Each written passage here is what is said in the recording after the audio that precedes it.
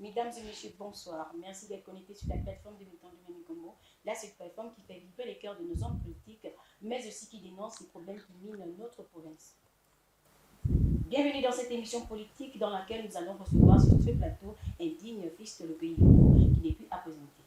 Un homme politique accompli, avec ses fonctions qui a successivement occupé ces dernières années.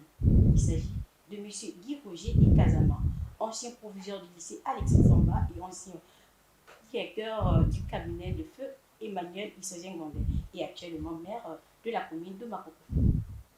Avec notre invité ici présent, nous allons aborder des questions d'actualité, mais surtout des questions politiques, car notre invité est également candidat à l'élection législative dans le premier arrondissement de la commune de Makoko. Nous rappelons également que notre invité est un membre et candidat investi par le Parti démocratique gabonais, dit PDG. Alors, bonsoir, M. Guy Roger Ekazama. Bonsoir, Madame Lorna Ingoba. Nous sommes ravis de vous recevoir sur ce plateau. Alors, comme vous l'avez constaté, je ne suis pas seule, je suis avec mon confrère Francis Zogué. Bonsoir. Bonsoir. Ça va très bien, merci. J'espère que tu as apporté un peu de piment pour ce magnifique petit bouillon. Non, il n'y a pas de souci. Du moment où le candidat est avec nous, ça va aller. Alors, M. Guy Roger Kazama, vous êtes enseignant de formation et maire actuel de la commune de Makoko. Vous êtes marié et père de plusieurs enfants, c'est exact? Père d'une nombreuse famille, effectivement, et enseignant de formation, inspecteur de l'éducation nationale devenu. Et donc, voilà, je suis très ravi d'être sur votre plateau pour m'entretenir avec vous. Alors, vous voulez et souhaitez briguer un mandat à la députation dans le premier arrondissement de la commune de Makoko. Parlez-nous un peu de vous. Quelles sont les raisons aujourd'hui que la population devrait voter pour vous? Alors, elles sont nombreuses. Je suis depuis mars 2019 maire de la commune de Makoko, consécutivement aux élections de 2018. Et nous estimons que nous traînons derrière nous un bilan que l'on peut juger de positif, même si ce n'est pas le moment, effectivement, de présenter notre bilan à nos populations.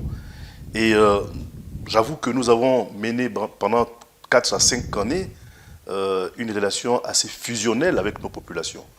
Et c'est pour cette raison que nous avons estimé que pour répondre à leurs vœux et à leurs envies, nous avons donc estimé répondre favorablement à ces demandes-là pour postuler à la candidature de député pour le compte de la 14e législature, pour le compte effectivement du premier arrondissement de la commune de Makoko, afin d'accompagner les préoccupations de nos populations au niveau de l'Assemblée nationale.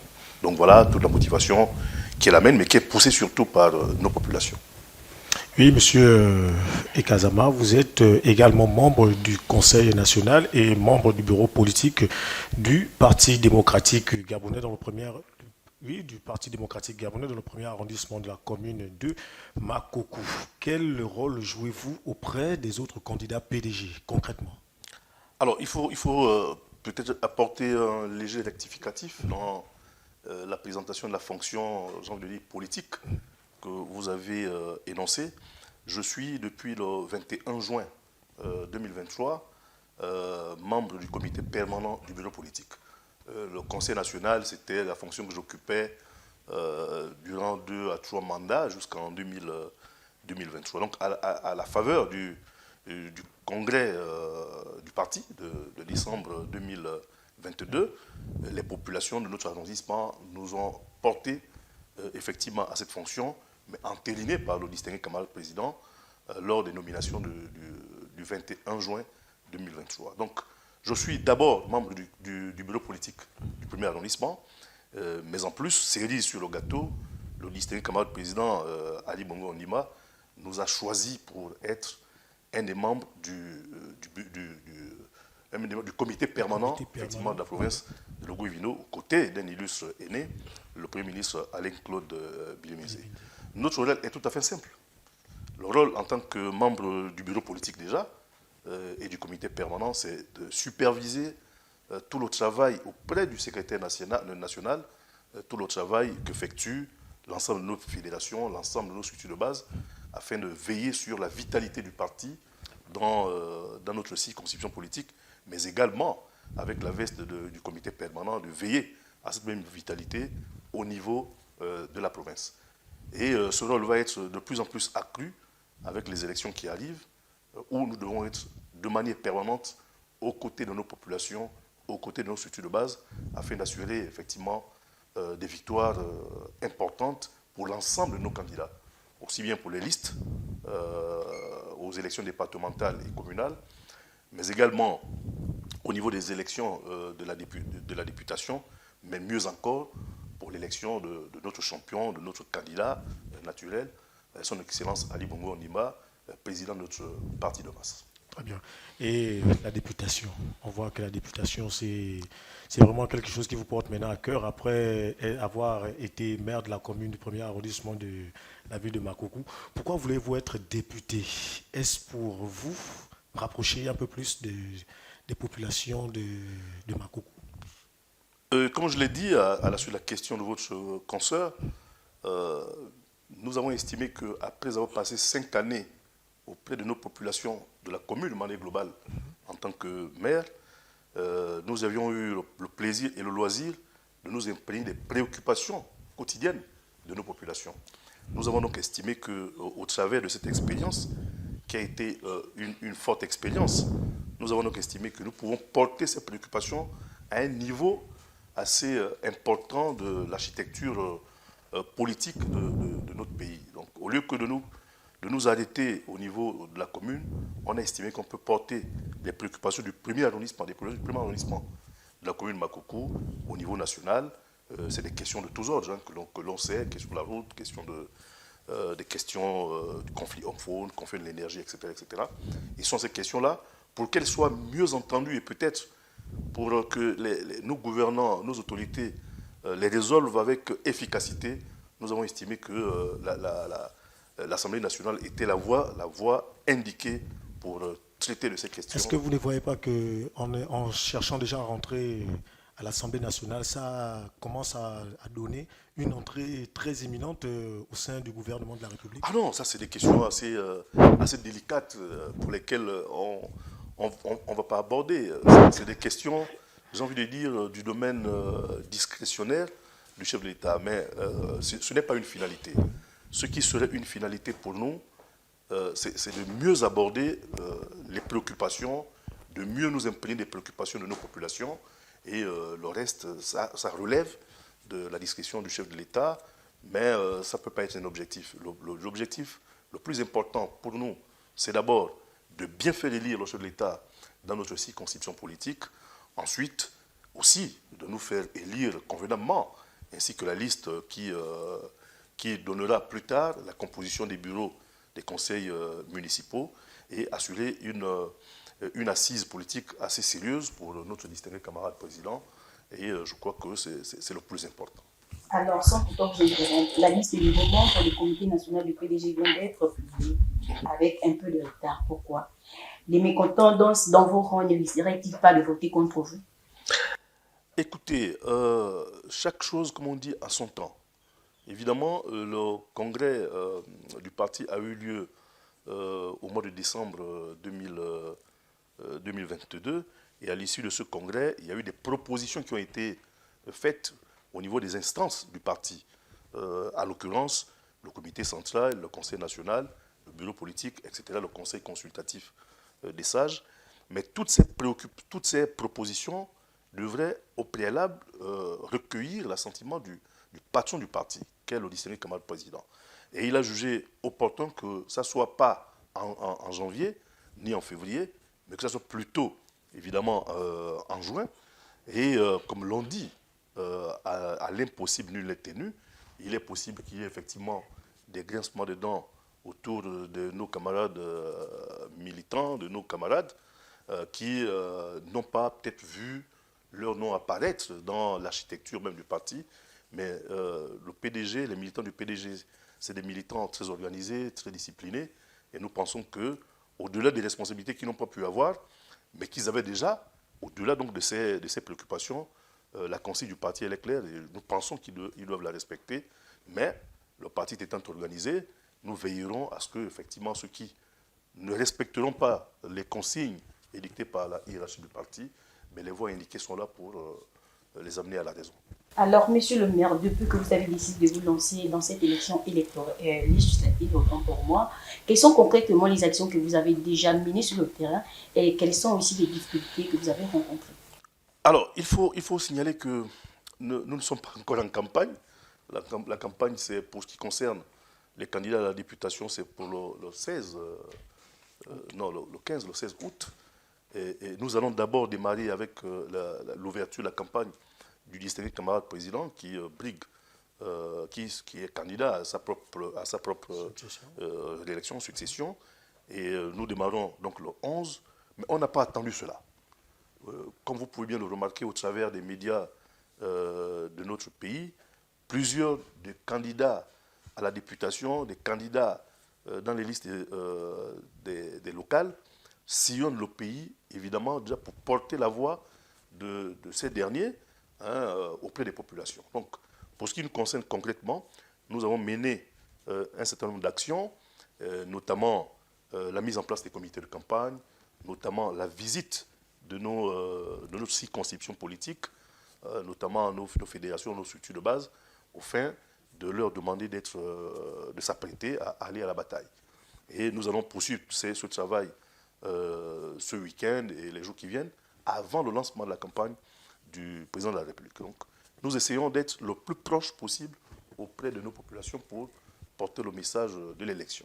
Monsieur le maire, la liste du PDG du côté du premier arrondissement de la commune de Makoko est quasi monocolore. Comment est-ce que vous pouvez expliquer ceci?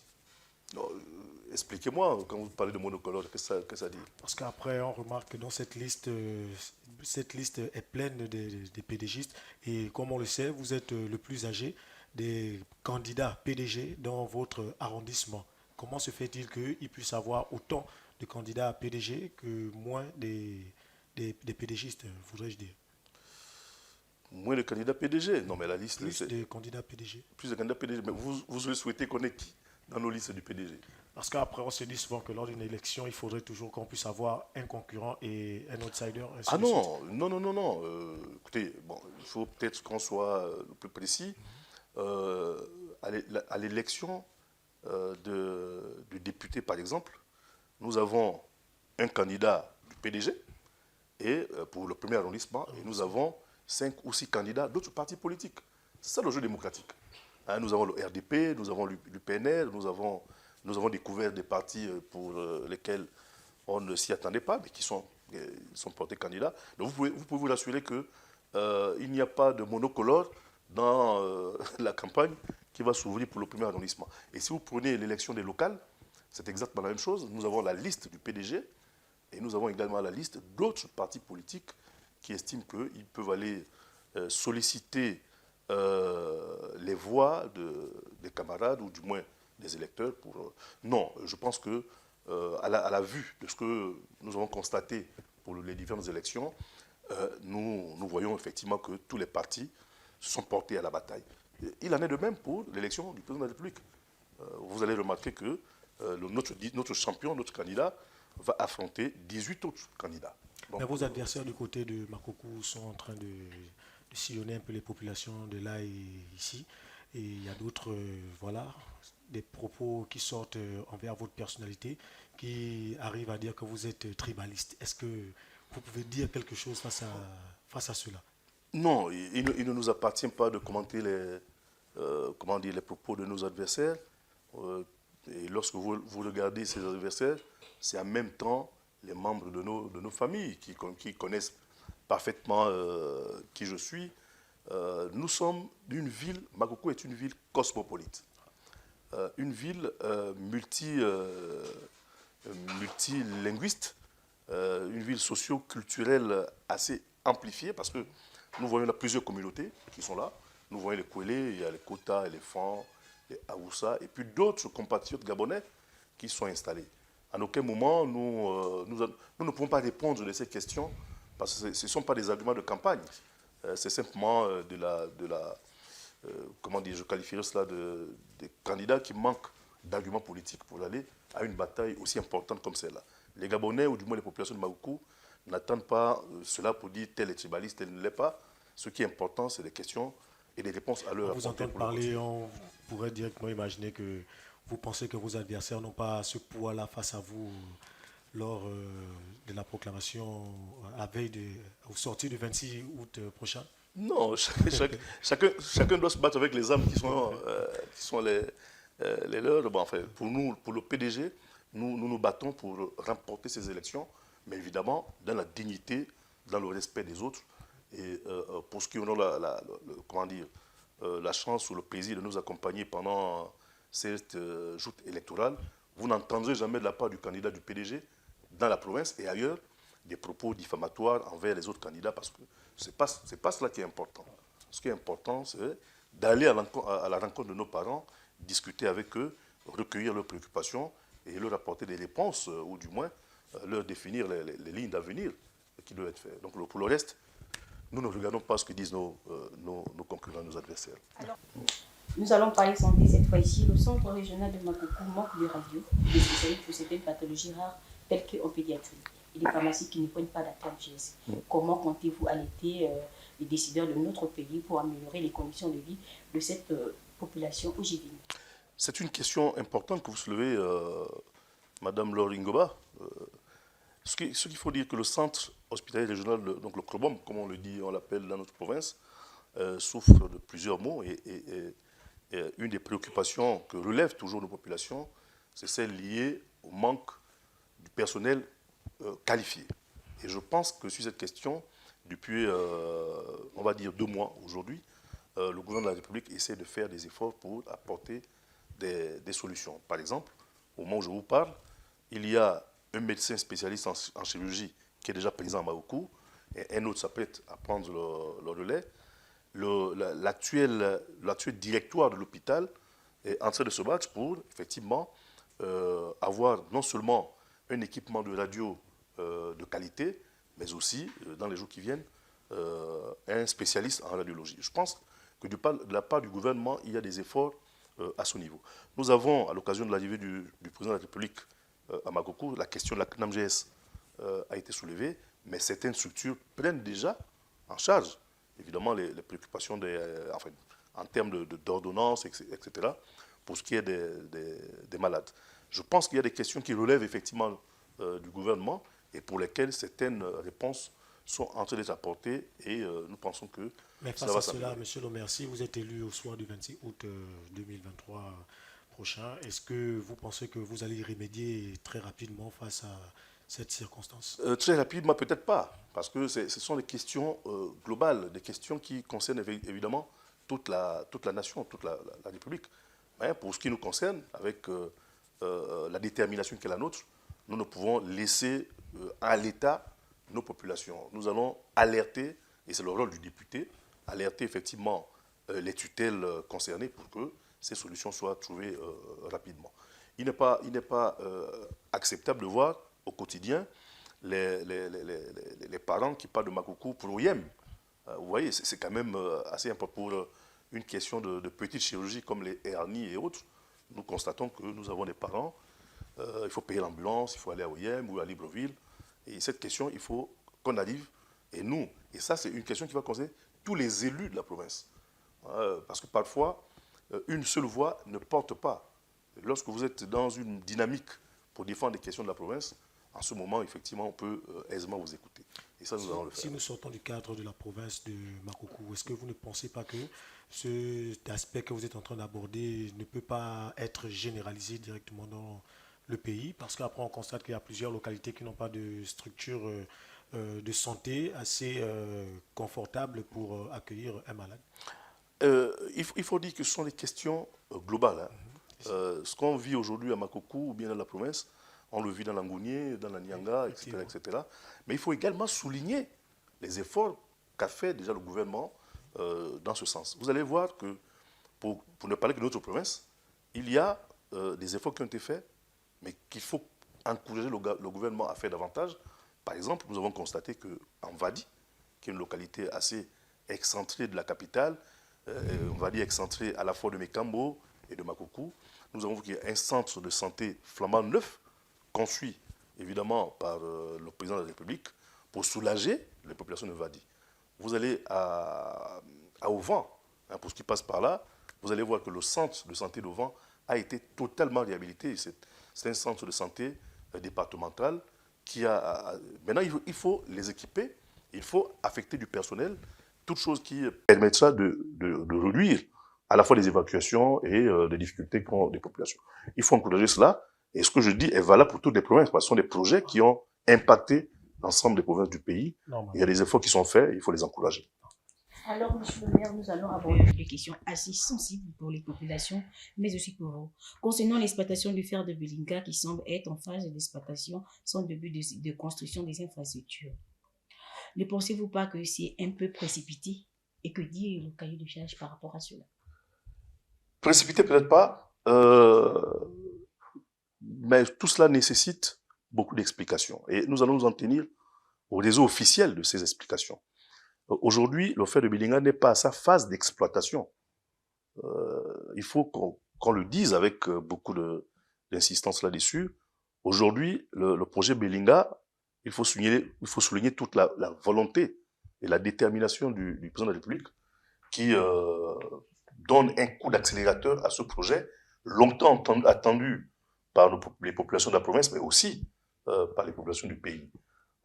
Aujourd'hui, tout ce que nous voyons comme effervescence autour du projet, c'est pour donner un coup d'accélérateur, je l'ai dit tout à l'heure, sur la phase d'exploration et d'analyse, pour voir qu'est-ce qui est réellement en termes de teneur. Évidemment, vous avez posé des questions qui devaient être des préalables, mais le gouvernement nous annonce 2 projets assez importants.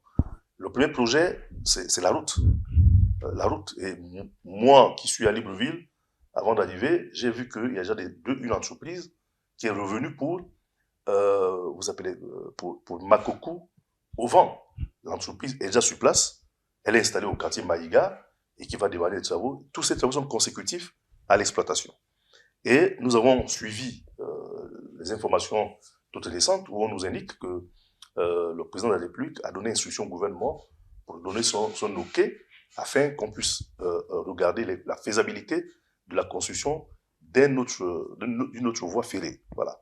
Tout cela concourt à... Mais il faut clairement dire que c'est un projet multisectoriel. À la fois, il intègre les infrastructures de base, telles que la route, les ports, etc. Et évidemment, le projet en lui-même en termes d'exploitation. Je pense que les choses vont bouger dans ce sens. Et on n'a aucune raison de douter de la volonté du gouvernement. En parlant de la route, l'axe Ovan-Makokou, oui. Oui. À quand les travaux? Comme je vous l'ai indiqué, le gouvernement de la République a signé très récemment un cahier de charge sur la relance de ces travaux. Et c'est visible à Makokou. L'entreprise chinoise, je n'ai pas le nom en tête, vous m'excuserez, est déjà présente au quartier Maïga où se situe leur base vie. Et nous voyons qu'elle est en train effectivement de tout mettre en œuvre pour démarrer les travaux. Et je peux vous dire, puisque nous avions eu des entretiens avec monsieur le Premier ministre, chef du gouvernement sur la question, qui nous a assuré que l'entreprise a déjà, pour le lancement des travaux, eu la première tranche des financements en question. Donc, ça, c'est des cas réels et c'est un acquis. Et je pense qu'il n'y a pas de raison de douter de cela. Sans pourtant vous interrompre, monsieur le maire, est-ce pour tester le fer de Belinga, nous avons besoin de 15 à 16 camions de fer pour aller tester ce fer? Écoutez, la quantité importe peu. Ce qui, encore qu'il faut savoir, parce que en termes de tonnage, on ne sait pas ce qui est demandé. Qu'est-ce que la partie, nos partenaires du Vino Iron ont demandé comme quantité, on n'en sait rien. Mais ce qui est vrai, c'est que la quantité qui est transportée doit permettre de mener des études afin de les confronter avec ce qui a déjà été fait. Ça, il faut le dire. Et de l'avis de tous, ces études doivent prendre fin très prochainement avant de regarder les mécanismes d'exploitation. Donc, qu'on ne s'interroge pas ou bien qu'on ne s'inquiète pas de ce qui est transporté. Il faut par contre qu'on s'inquiète d'un certain nombre de préalables qui ne sont pas encore visibles, comme la route, comme je l'ai indiqué, comme le chemin de fer, les voies d'évacuation, etc.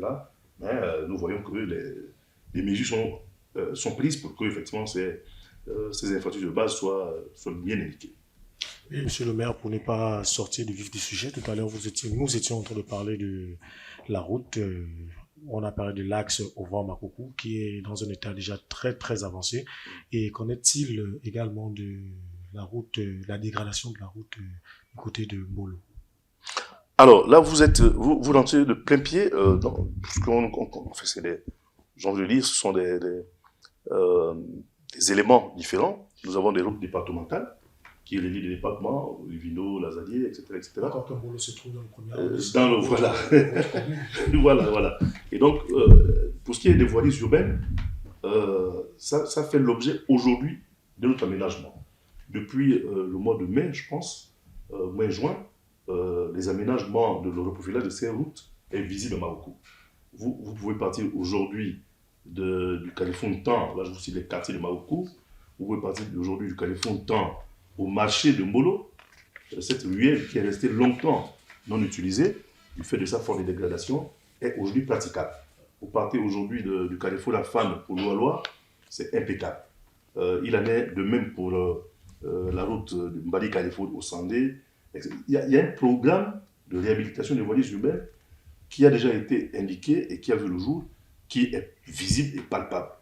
Aujourd'hui, je pense que pour la semaine qui vient, l'entreprise adjudicataire va commencer les travaux du Carrefour ESIC pour Anok.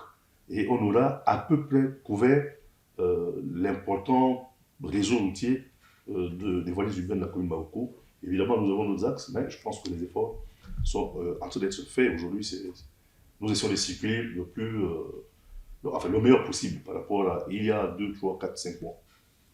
Alors, monsieur le maire, nous allons revenir toujours sur le fer de Belinga. Vous connaissez la C'est un sujet qui vous intéresse? Oui, naturellement. Ça nous intéresse nous tous. Voilà. Nous revenons toujours sur le fer de Belinga. Vous connaissez l'attachement des ogivins, autant pour moi, à la mise en valeur de ce minerai. À quand le recrutement des ogivins en termes d'emploi direct et indirect? Alors, la question, effectivement, a été posée à la plus haute autorité de la République, qui est elle-même le champion de ce projet. Et il y a des réponses qui sont données. D'abord, la première réponse qui est donnée, c'est le siège social de l'entreprise, ou bien de la société, qui va... Aujourd'hui, la société est en train de trouver, comme vous appelez, un espace à Makoko pour déjà avoir le siège social. Le siège social a cette responsabilité. Il faut qu'elle soit visible. On doit savoir que voilà, la direction générale de la boîte qui a eu le marché ou qui a la charge de l'exploitation, tout ce qui permet de voir que les Gabonais, de manière globale, mais les Ogiviens particulièrement, peuvent aller vers ces lieux. Mais en attendant cela, il a été ordonné à l'entreprise d'avoir un espace à Makoko pour effectivement permettre aux jeunes qui postulent aller vers cet espace-là, déposer leur dossier. Mais pour l'instant, cette entreprise, puisqu'elle est en phase d'exploration, c'est la direction provinciale du travail qui reçoit, qui réceptionne les dossiers de tous les postulants. Vous pouvez aller aujourd'hui à Makoko, vous allez voir monsieur le directeur provincial du travail, en fonction des besoins qui sont exprimés, parce que là aussi, il faut regarder le profil de ce qu'il demande à avoir de l'emploi, et bien on va vous orienter sur la nécessité d'abord de déposer les dossiers. Mais entre-temps, on peut aussi remarquer que pour des tâches ordinaires, il y a pas mal d'ogivins qui sont sur le site au niveau de Belinga. Voilà. Alors, monsieur le maire, on va un peu quitter le domaine de Belinga, qui nous intéresse tous. C'est vraiment un problème très sensible dans la commune de Makoko. Et monsieur le maire, la ville de Makoko et son premier arrondissement subissent des attaques, le conflit entre hommes et éléphants, et cela depuis le début de l'année 2023. Et si vous êtes élu député, quelle sera la solution que vous allez trouver à ces populations du premier arrondissement pour éviter qu'une nouvelle famille soit endeuillée pour une énième fois? D'abord, il faut, sur cette question, encourager ce qui est fait. Ce qui est fait aujourd'hui, c'est, comment dire, au-delà des aspects liés à la sensibilisation, mais il y a la construction des barrières électriques. Et je peux vous dire, nous qui vivons au village, comme on dit, ces barrières électriques ont une assez importante plus-value, en ce qui concerne qu'elles permettent effectivement à nos parents de poursuivre leurs activités quotidiennes. Et ensuite, il faut évidemment amener le gouvernement à explorer d'autres voies. Parce qu'aujourd'hui, il est bien reconnu que l'éléphant est un des animaux les plus intelligents. C'est reconnu, les scientifiques l'ont démontré. Et donc, il faut adapter l'intelligence de l'animal à d'autres voies, à d'autres technologies qui sont expérimentées ailleurs, au Kenya, où cette cohabitation ne fait pas beaucoup de dégâts. Au Kenya, ou en Tanzanie, ou dans d'autres pays, où effectivement cela est visible. Donc, nous allons, et là on l'a dit, on a discuté autour de la question, que la réponse radicale, ce n'est pas de les abattre systématiquement, mais il faut quand même prévoir quelques battues limitées. Il faut donner corps à la loi ou corps à la règle. C'est une règle sur les battues à initiative qui existe. Il est question, pas seulement de les intensifier, mais de mieux encadrer cela, en disant, si nous avons une population d'éléphants de plus de 100 000 têtes, ben, il faut arriver à voir comment on peut diminuer un peu toute chose qui permettra de les éloigner quelque peu de nos habitations, parce qu'il faut dire que les éléphants aujourd'hui nous côtoient au quotidien. Et encore que Makoko, la province de Ogo-Evino est la province la plus vaste du Gabon. Oui. Donc, ce qui veut dire que ces pachydermes-là seront toujours là si le problème n'est pas résolu, parce que il est bien beau de mettre les barrières électriques, mais comme vous l'avez si bien souligné, l'éléphant est un animal intelligent. Qui s'adapte. Il s'adapte très bien, et sans oublier que l'éléphant n'est pas le seul animal dans la forêt gabonaise. Mais qui fait plus de dégâts que les autres. Normal. Et il peut être accompagné aussi d'autres animaux qui sûrement font déjà des dégâts, mais dans le silence. Est-ce que vous avez déjà pensé aussi à mettre une brigade anti-animaux pour qu'ils ne puissent venir emmerder les populations? Mais non, mais la brigade, elle existe. C'est ce que je vous ai dit. C'est-à-dire, je vous prends l'exemple de ce qui s'est passé à Magoko en février-mars 2023 avec le deuil qu'a enduré une famille au quartier d'Yoko. Consécutivement à cela, le ministère des Eaux et Forêts, sur l'instruction du gouvernement, a lancé la brigade pour essayer effectivement d'accompagner les populations lors des battues. Donc la brigade, elle existe. Ce qu'il faut faire, il faut intensifier, il faut mieux encadrer leurs attributions. Parce que c'est une brigade qui est composée essentiellement des éléments des eaux et forêts.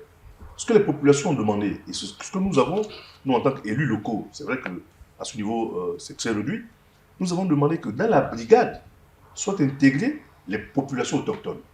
C'est-à-dire si la brigade qui part déjà de Libreville, elle n'est pas à Magoko. Oui, la brigade part de Libreville, mais quand elle arrive à Magoko, ou à Mikambo, ou à Ouvant, ou à Boué, eh bien, qu'on ait la possibilité de voir dans le village où il y a eu le sinistre, que l'on prenne un chasseur du village et intégrer la brigade, parce que le chasseur du village connaît mieux les pistes, ici, où sont les éléphants et autres. Donc c'est cette question d'équité qui est posée, mais la question la plus essentielle, c'est de voir comment encadrer les battues administratives. Si on a obtenu du gouvernement la possibilité d'intensifier, ou du moins de mieux encadrer les battues administratives, à ce moment on demandera à ce que la brigade spéciale sur les battues administratives intègre les chasseurs locaux ou les populations locales pour mieux orienter la brigade vers les zones où se trouverait cette population d'animaux. Donc voilà un peu notre combat. Alors, Monsieur le maire, nous sommes arrivés à la fin de cet entretien. Un mot à l'endroit de vos électeurs. Merci. D'abord, un mot à votre endroit. Je voudrais très honnêtement vous féliciter pour la qualité des questions, qui sont des questions qui relèvent de notre vivre ensemble, qui relèvent de notre quotidien, et vous encourager également pour les efforts que votre média fait au quotidien pour l'information des populations de notre province, mais beaucoup plus. On va au-delà, parce que nous essayons de vous suivre avec les moyens qui sont les nôtres, même si nous ne sommes pas très attachés, on va dire, aux nouvelles technologies, mais nous y adaptons, et nous voyons effectivement qu'au-delà des ogivins, votre média est largement suivi par d'autres compatriotes. Et donc, je voudrais, en tant que postulant à l'élection des députés pour 2023, dire à mes populations que nous avons un combat sur 3 axes. Le premier axe, c'est la poursuite, j'ai envie de dire, du travail que nous avons déjà mené dans le cadre de nos anciennes fonctions à la primaire. Nous avons essayé de donner une autre visibilité à la ville. Parce qu'en 2019, quand nous prenions la fonction, Makoko était autre chose. Aujourd'hui, pour nos parents, nos compatriotes, d'autres autorités qui passent par là ou qui viennent à Makoko, constatent qu'il y a quelque chose qui a bougé. Effectivement. Voilà. Et c'est avec cette même volonté que nous voulons porter les questions plus loin. La deuxième question que nous voulons porter à l'endroit de la population, c'est notre volonté à adapter les questions de la faisabilité quotidienne. Par exemple, la question liée à l'eau, liée à l'électricité, pour que nous essayions de voir comment améliorer notre quotidien. Nous avons, dans le cadre de la mairie, avec le partenariat du ministère de l'Énergie, nous sommes arrivés à procéder aux extensions. Aujourd'hui, des quartiers comme Loaloa, comme Zéméon, comme Osandé et Passenger 1, etc., vont avoir de l'eau. C'est à l'actif du gouvernement de la République, accompagné par les autorités locales. Et ce sont des questions pour lesquelles on doit pouvoir intensifier notre présence en tant que député. Nous avons des questions que l'on a abordées tout à l'heure, des questions de santé et d'éducation, qu'il faut regarder, qu'il faut intensifier, parce que aujourd'hui, lorsqu'on parle du fer de Belinga, qui est un méga projet, mais il faut également regarder le volet formation. Parce que aujourd'hui, le gouvernement a bien plus le soin, le président de la République a bien plus le soin d'anticiper sur la question en créant les centres multisectoriels dans le pays, comme en Toc, comme à Port-Gentil, comme à Franceville, et en réhabilitant les centres de formation, comme Makoko qui va avoir lieu bientôt. Et tout cela nous permet effectivement de mieux accompagner nos jeunes dans la formation. Et nous voulons encadrer cela comme députés. Parce qu'aujourd'hui, il ne sert à rien d'aller à l'école pour chômer demain. Il faut aller à l'école et avoir une bonne base pour la formation et aussitôt intégrer une société, comme c'est le cas aujourd'hui pour ce qui est de Belinga. Et voilà les questions qui nous intéressent, et nous demandons à nos populations du premier arrondissement de la commune de Makoko qui me connaissent, qui connaissent ma détermination, qui connaissent ma volonté à apporter un plus, à ne pas hésiter à voter pour nous, parce que je pense que nous sommes la solution à leurs préoccupations. Merci d'avoir suivi cette émission politique. Nous y reviendrons avec d'autres candidats. Bonne suite d'informations sur la plateforme la plus convoitée de Logo Ivindo.